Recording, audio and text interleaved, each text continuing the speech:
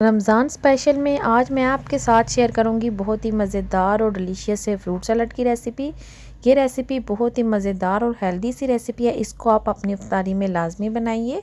बिस्मिल्लाहिर्रहमानिर्रहीम, अस्सलाम वालेकुम। Welcome back to my channel Isa home kitchen. जी व्यूअर्स, तो आज की रेसिपी हम बना रहे हैं फ्रूट सैलड, जो कि बहुत ही मज़ेदार और डिलीशियस है। तो चलिए फिर इसको बनाना स्टार्ट करते हैं।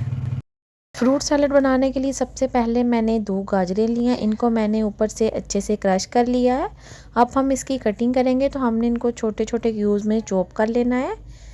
और एक आलू मैंने लिया बड़े साइज़ का, इसको भी मैंने छील के अच्छे से धो लिया। इसको भी हम छोटे छोटे पीसीज में कट कर लेंगे। ये हमारी जो गाजर है चॉप की हुई टोटल 1 कप है। दोनों चीज़ों की हमने कटिंग कर ली है। अब हम इसको पैन के अंदर डालेंगे और साथ ही हम इसके अंदर शामिल करेंगे आधा कप मटर।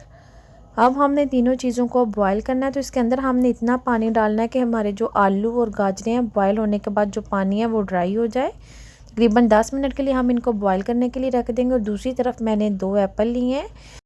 एप्पल का भी मैंने छिलका उतार दिया। अब हम इसकी कटिंग कर लेंगे, तो छोटे छोटे पीसेस में हमने एप्पल को भी कट कर लेना है।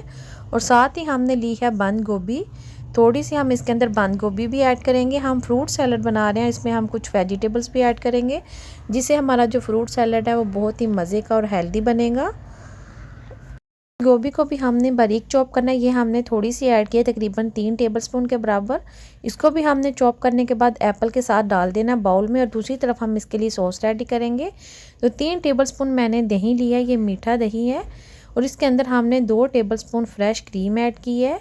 और 3 टेबलस्पून इसके अंदर हमने मायोनीज़ ऐड की है।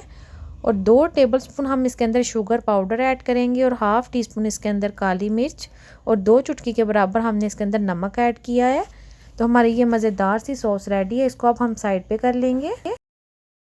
अब सबसे लास्ट में हम कटिंग करेंगे बनाना की। मैंने 6 बनाना लिए हैं। इसको भी हमने बारीक स्लाइसिस में कट कर लेना है। बनाना जो अगर पहले कटिंग करेंगे तो वो ब्लैक हो जाएंगे, इसलिए आपने सबसे लास्ट में बनाना को कटिंग करना है। तो सारे फ्रूट्स भी हमने कट कर लिए। इनको हम एक बड़े बाउल में ऐड करेंगे। और जो हमने वेजिटेबल्स बॉईल की थी उनको हमने पहले ठंडा करना है और वो भी ऐड कर देंगे फ्रूट के साथ। और जो हमने सॉस बनाई थी वो भी ऐड कर देंगे। और अच्छे से हम सारी चीज़ों को मिक्स कर लेंगे। जी, तो सैलड को हमने अच्छे से मिक्स कर लिया। आप देख सकते हैं हमारा मज़ेदार सा फ्रूट सैलड रेडी है। और ये खाने में बहुत ही टेस्टी बनता है।